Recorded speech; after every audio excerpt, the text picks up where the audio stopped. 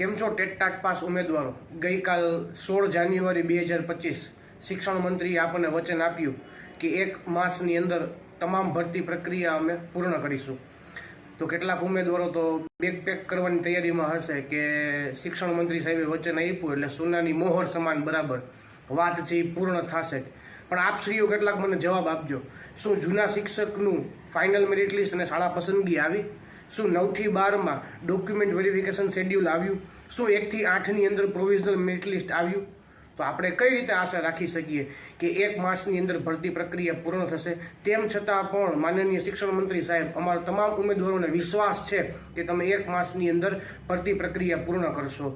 અમે ઉપરાંત બીજા 15 દિવસ આપીએ, 45 દિવસ અમે આપીએ તમને. તમારા માટે 30 દિવસ, અમારા માટે 45 દિવસ.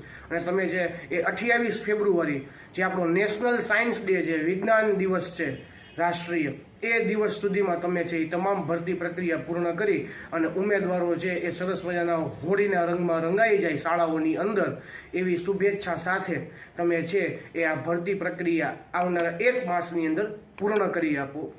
અસ્તુ.